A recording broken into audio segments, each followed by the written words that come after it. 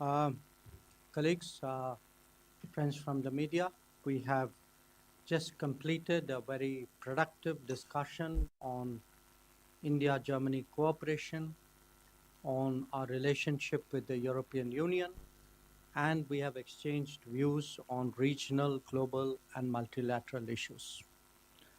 Now, before I come to those subjects, let me again first publicly welcome my friend, Foreign Minister Dr. Johan Badifull, who is here for the first time in his current capacity.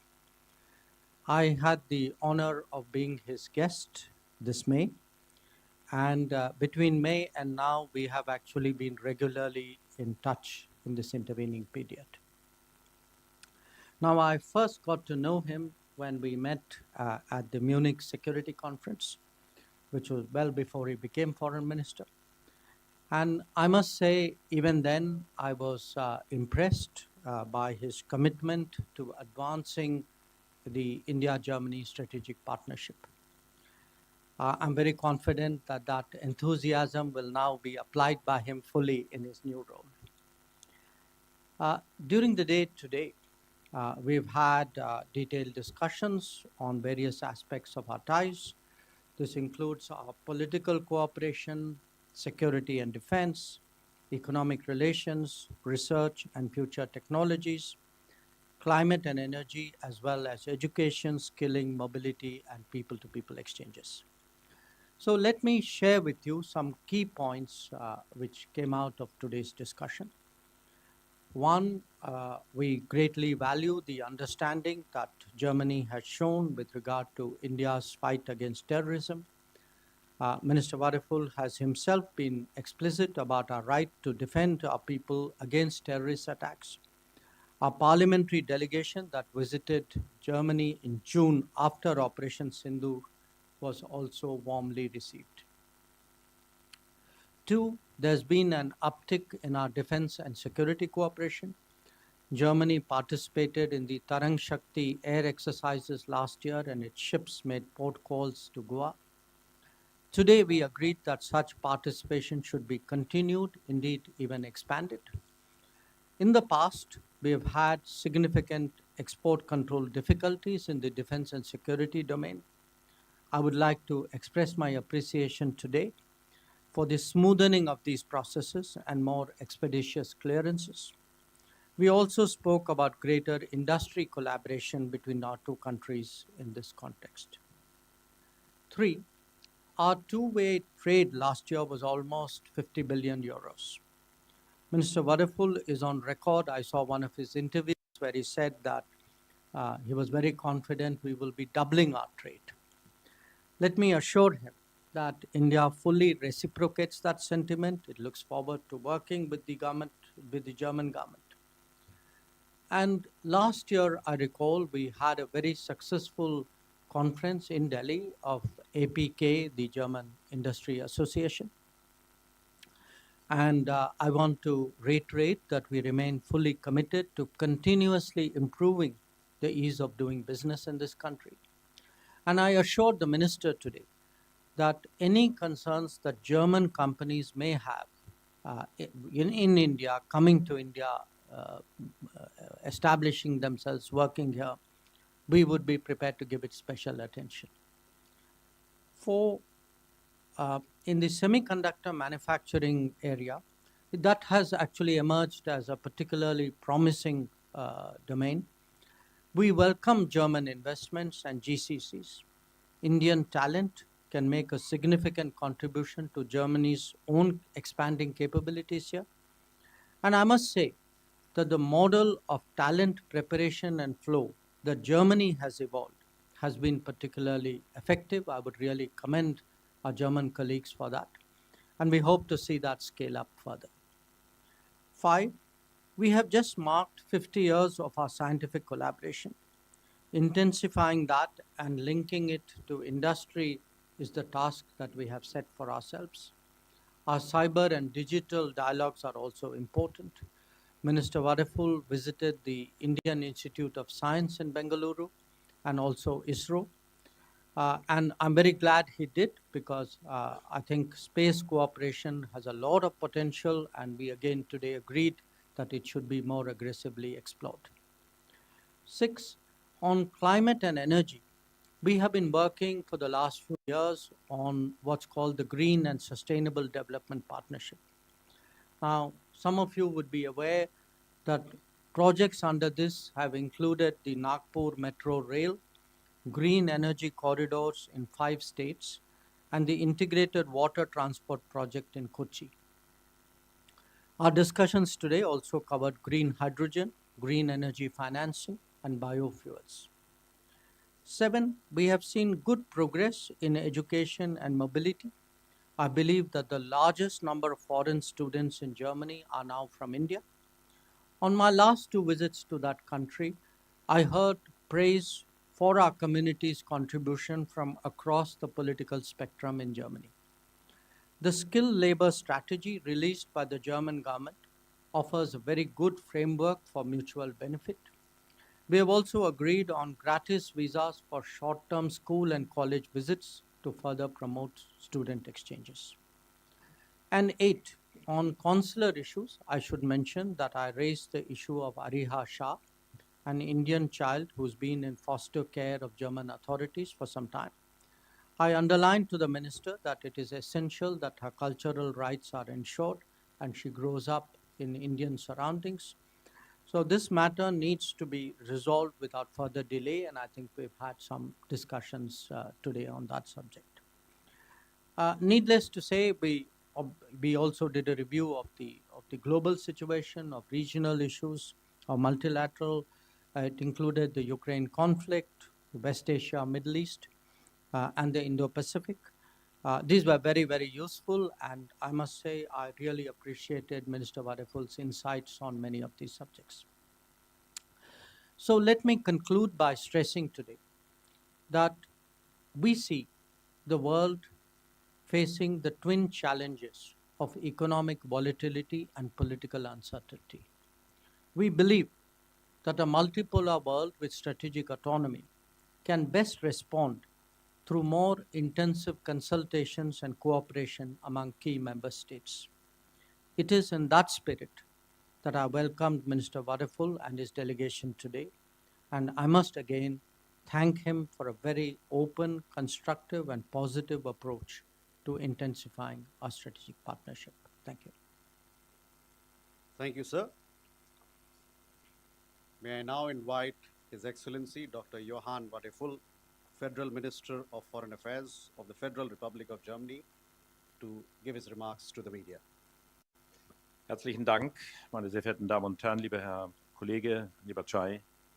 Vielen herzlichen Dank für das Thank you very much for this very cordial welcome with which you've greeted me. It was a pleasure for me to come here. We've actually met in a very short period of time for the third time. And that is a sign of the close friendship we've been able to set up.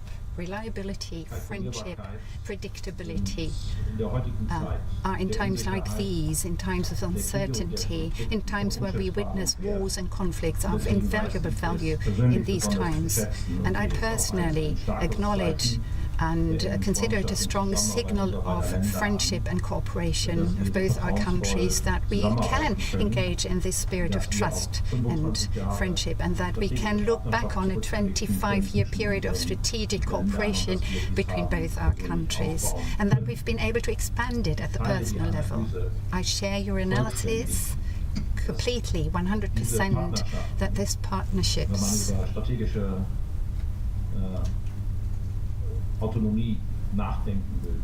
when you want to think about or consider strategic autonomy, about sovereignty in the area of economy, but also in the field of security policy, that this is of decisive importance. Of course, we have allies, we've got friends, and for Germany, India is one of them.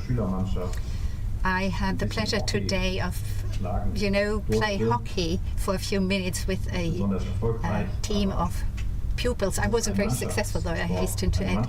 But it is a team sport, And I would like to make that point. And I believe that India and Germany are playing in the same team. And that is something that I welcome and think is good in these uncertain and turbulent times.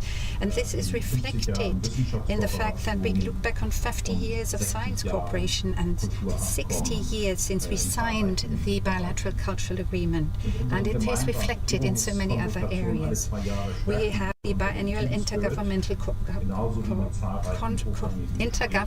conference, and we strengthen that team spirit. And I hope that we will also have the Federal Chancellor visit India soon, because we want to tackle the challenges both our countries are confronted with together and to strengthen our cooperation. As a rising economic powerhouse and the most populous country and biggest democracy in the world, India has a special importance in a world region that is of strategic importance. Our economies in particular have a lot to gain, I believe, if we are to further expand our cooperation.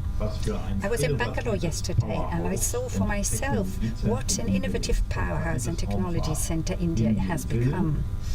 In the area of AI and aerospace, but in other areas too, India wants to and will be at the forefront among the frontrunners in a whole host of areas. Today we talked about the potential for further enhancing our cooperation, be it in the area of strengthening cooperation in the field of aerospace and space, be it in the area of AI, where we both believe the need to set up norms, rules and values that we adhere to. With the EU AI Act, the EU has presented an important first building block in that regard. That India is going to host the next AI summit is a demonstration of India's ambition and claim to be in the vanguard and amongst the frontrunners in the area of new technologies too. With regard to bilateral trade, India and Germany are already playing in the Premier League.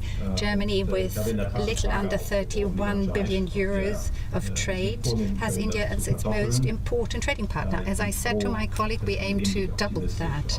And I'm pleased to see that India takes a similarly positive and optimistic view of the chances for that. And this is why Germany strongly supports the EU-India Free Trade Agreement. And we hope that this can be speedily negotiated so that it can be concluded before the end of this year, in autumn this year, and hopefully lead to a ratification process. If others set up impediments to trade, we should respond by us lowering these impediments and hurdles. We believe that this fosters understanding amongst peoples and their prosperity. Today already we have more than 2,000 German companies that are active on the Indian subcontinent, and India is gaining increasing weight whenever we talk about diversifying supply chains, be it chemical products, pharmaceuticals, textiles, electronics or IT services. The fact that I have with me a large business delegation is a demonstration of Germany's great interest in India's market. Now we also have to make sure that market access restrictions are being reduced in order to tap that enormous potential of enhanced economic relations. We must, however, not lose sight of climate change as we strive to increase growth. Germany's contribution to India's Indo-Pacific Oceans Initiative equals to 20 million euros, the aim being to make Pacific island states resilient to climate-induced loss and damage. We both also agreed that we want to create more opportunities for Indian skilled labor and students who aim to come to Germany. We have almost 60,000 Indian students in Germany, which makes them already today the largest group of international students in Germany. Many of them choose to stay because we urgently need highly skilled and highly qualified labor. With our strategy on highly skilled labor in India, we already support the area of getting these talents to come to Germany. It's already now a genuine success story. Indian skilled workers in Germany are successful in their jobs, earn more than above average income, and show above average integration. They are an asset for the German labour market. Today, the visa center in Bangalore has been issuing already 36,000 visas last year. It is for long-term stays, and the number is increasing. In 2024, almost a third of all student visas globally were issued in India. So, as far as that is concerned, we are playing in the Champions League in the visa era. But it is equally true that we want to enhance our performance through digitizing the processes and making them more efficient. In order to expand this success story, though, we have also to improve and enhance the language training on offer. We're working with the Goethe Institute in expanding the infrastructure for German language tuition and language exams, but above all, we want to promote German as a foreign language at the schools in India. Right now we have 58 partner schools in India, and we aim to increase their number to 1,000 soon. Ladies and gentlemen, but apart from touching on bilateral relations, we also spoke about international challenges. India and Germany are united by the objective to preserve the rules-based international order. And of course that includes the freedom of maritime trade routes in the Indo-Pacific. China's increasingly aggressive behavior in the Indo-Pacific is cause for concern for both our countries. More generally, we aim to further expand our cooperation in the areas of defense, security and armaments, and we talked about this today, be that through common exercises of our forces or speeding up the granting of export licenses process for the Indo-Pacific engagement. Last year, German frigate made a port call in India. Germany stands ready to enhance this cooperation. We also talked about the fact that security in the Indo-Pacific is closely linked to security in Europe. For us, Russia's war of aggression, for us in Germany and Europe, Russia's war of aggression is right now and remains right now the biggest challenge to our security policy. The fact that Prime Minister Modi, when he met with President Putin a couple of days ago, also pointed to the need of a speedy peace agreement in Ukraine has been important to us. We Europeans are doing our best, working with our American and Ukrainian friends to ensure that this war ends soon and that Ukraine finds peace as a sovereign state. I know that we don't always see 100% eye to eye with our Indian friends, and this is why I spoke out in favor today that India uses its relations with Russia to point to the need to make peace return to Europe, and I'm grateful for the open discussion we had here today. Peace is the basis for security, freedom and prosperity.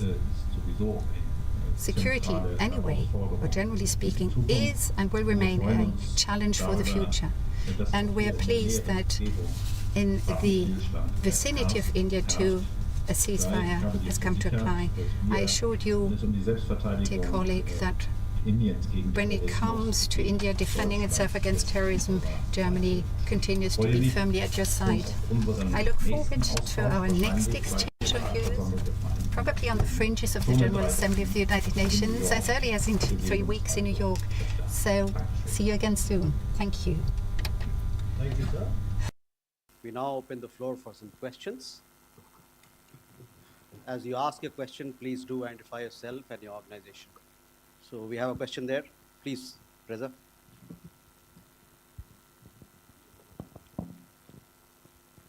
Reza. Yeah. Please take the mic. Thank you. Reza from the Hindustan Times. For the External Affairs Minister, I was just wondering the geopolitical changes that we are witnessing, does that spur the case for a closer strategic and economic partnership with Europe and its constituents such as Germany? And there are plans for India to work with Germany to bolster its submarine fleet. Did that come up in your conversation? If I may, to the German foreign minister, you are here at a time when India and China are rebuilding their relations. And what does Germany think of that process? And given Germany's interest in the Indo-Pacific, do you view China more as a competitor or a rival?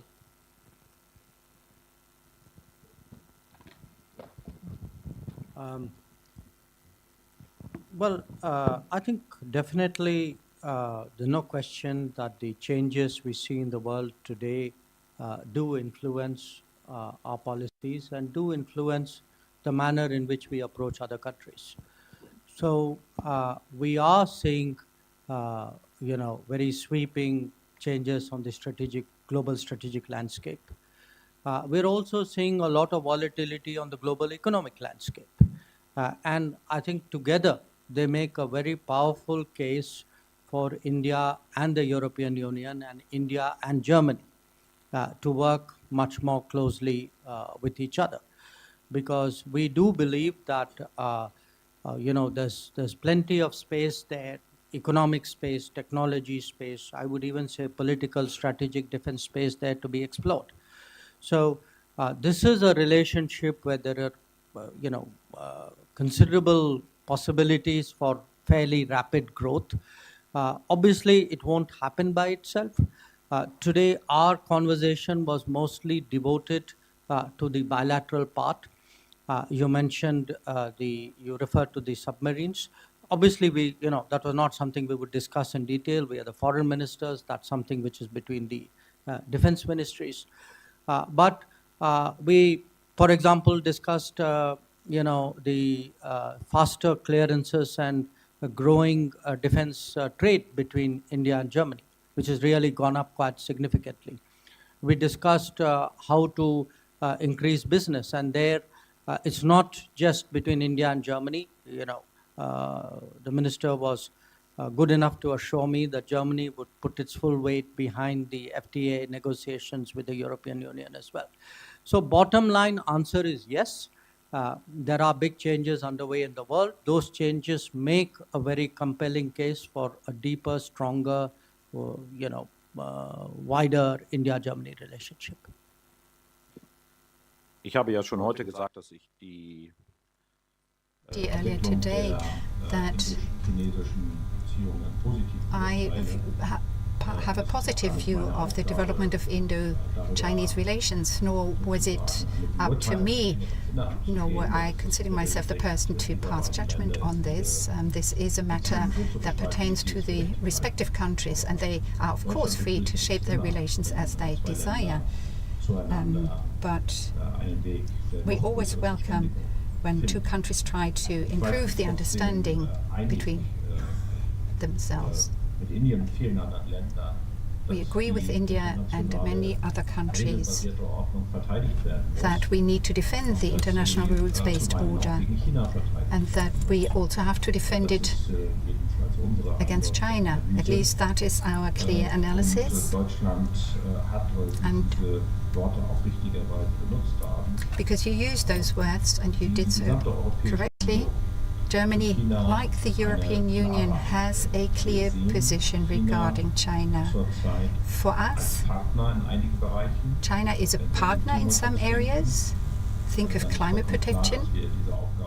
It is clear and obvious that we won't be able to address these issues and problems without China. We also view China as a competitor. We compete against China in a number of areas, sectors. Our business does, our economy does. It's generally speaking not a problem, but we place value on having a fair competition and equal rules. But we also see China as a systemic rival. We don't want that rivalry. We increasingly note that the number of areas is increasing where China has chosen this approach, though, and we are sad about that. Therefore, we have to respond in some of these areas, amongst them our areas where we have to defend our markets against China. We're determined to continue to do so. At the same time, we always express our readiness to return to the partnership spirit. You have a question there, Sandra?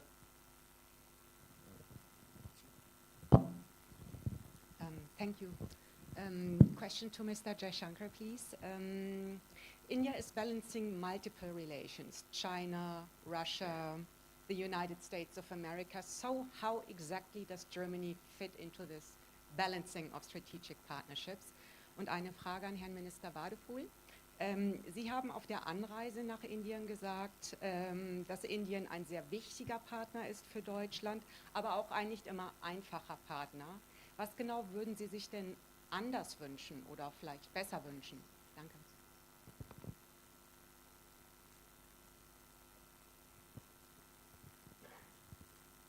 I thought we were quite easy, but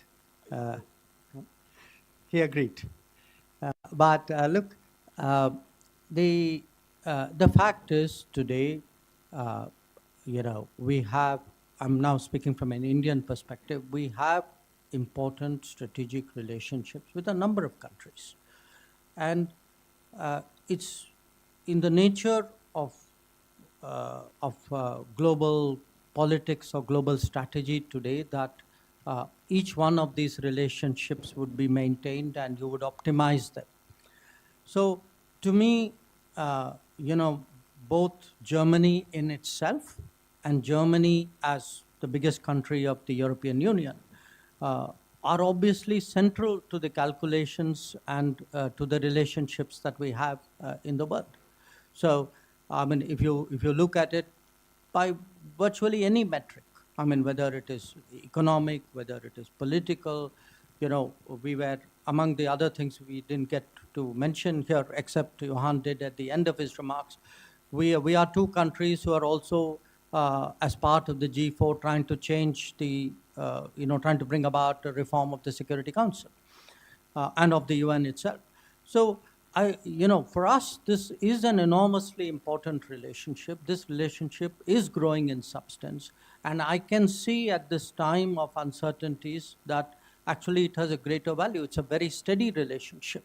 It is a relationship where largely what we promise to each other and policies that we have remain constant and remain predictable. So, predictability today has a huge premium in global politics. So I do think that, this relationship is actually only growing in its weight and its value. And part of the reason why we have met so regularly, even in the last few months, and spoken to each other is because of that.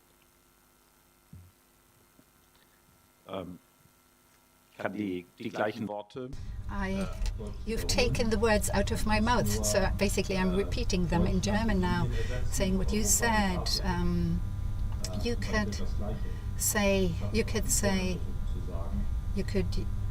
as I've tried to impress earlier, India equals Asia for us, and Germany and the European Union, in a way, are equivalent for India. It is of immense importance, as has become obvious today during our talks, that India plays a very important part. And though we both have our own political positions and political priorities, but when it comes to democratic principles and regulatory steps, both our countries and both our markets tend to be very diligent and adhering to certain details. Sometimes we could make it easier for the other side to engage in the respective market.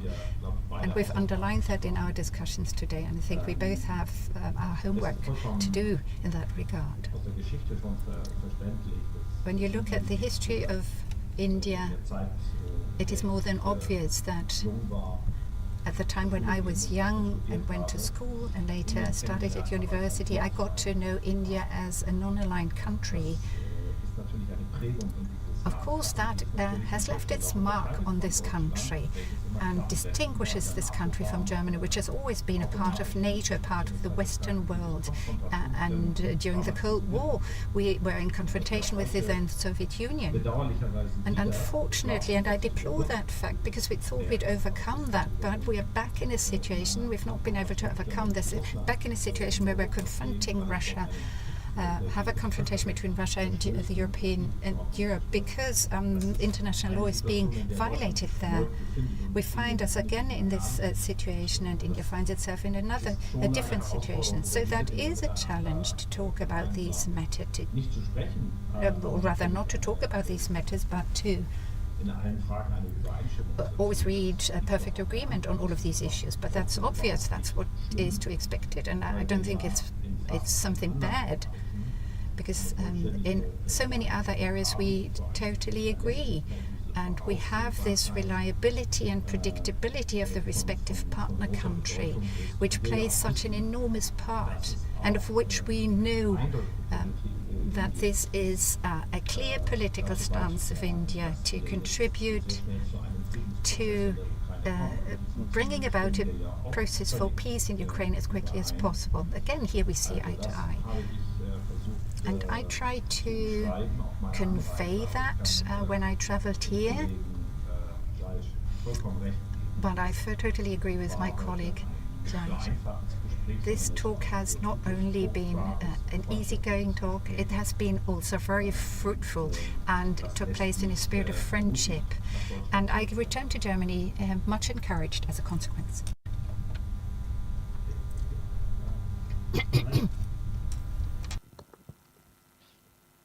So I have two questions, both to Foreign Minister of Germany and Foreign Minister of India.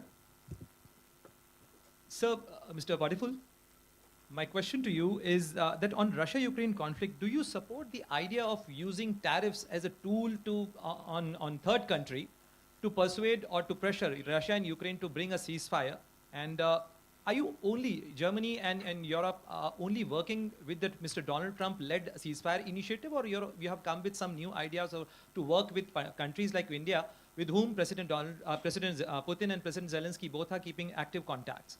And to External Affairs Minister Dr. Jaishankar, you know that I'm sure you must have discussed the unreasonable, unjustified, unfair tariffs with the German Foreign Minister. But what assurance did you get from the Germany, and especially from the EU side, to accommodate the Indian products and accommodate the Indian export? And as he rightly pointed out, that if someone is putting unreasonable tariff and barriers, we should lower it down. So what are the concrete assurances did you get?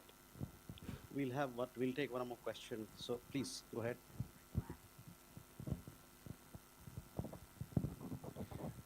Ja, vielen Dank, Andreas Kühners vom ZDF. Herr Minister Jaishankar. Television. Both ministers, Minister Badifull said that he had asked you to make use of your good services and offices to impress upon Russia that we need to see peace come about. What was your response? Will you play your part even more will you engage even more? Herr Badifull, eine Frage an Sie.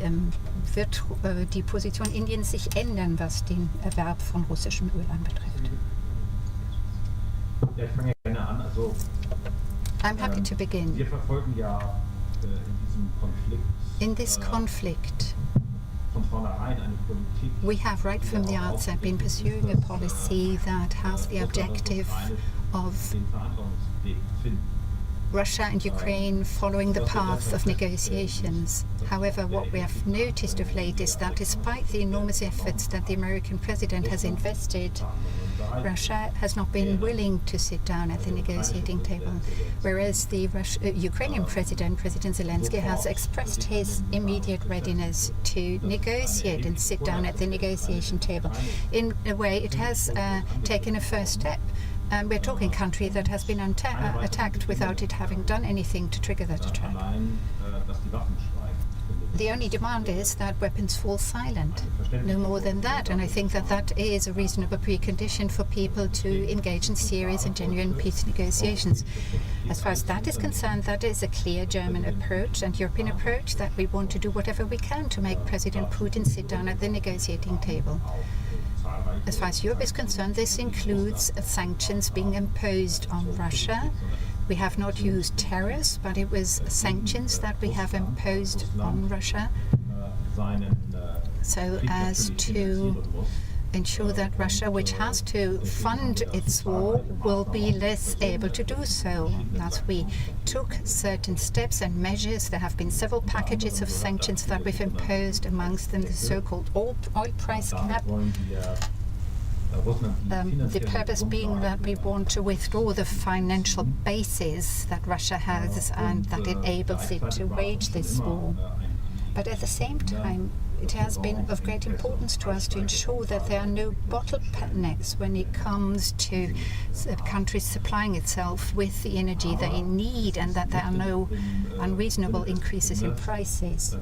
But it is, of course, not the purpose has not been that Russia uses detours but manages to get its oil to us, and we therefore took appropriate measures to prevent that. But the objective of our policies has been to bring about negotiations. So we've been targeted in our approach, targeting our steps to make it more difficult for Russia to fund its warfare. And the quicker we can get the parties to sit down at the negotiation table, the quicker, the sooner the moment will come for us to lift these measures or adapt them.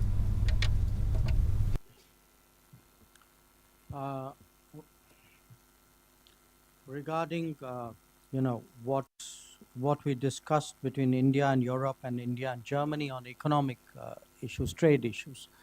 Look, our conversations and our negotiations predate anything which has happened this year. It's something which has been going on for multiple years. And it's in our mutual interest that we lower tariffs and we find other ways of expanding our business and economic cooperation. Obviously, in today's climate, those efforts acquire a greater urgency. I mean, that's quite apparent. But it is an ongoing conversation, and I share the minister's desire, and in a way, I would even say optimism, that we would like now the FTA negotiations. We hope that another round takes place fairly soon. We would like this to move to a decisive conclusion in the coming days, and we believe that this would be in our mutual interest. It will help stabilize the global economy. It will be a big factor there. It will be a kind of one of the elements of a ballast which today the world economy really needs. Thank you, sir. With that, ladies and gentlemen, we come to the close of this press conference. We thank honorable ministers for their participation, and we thank all of you for your presence and participation as well. Thank you very much.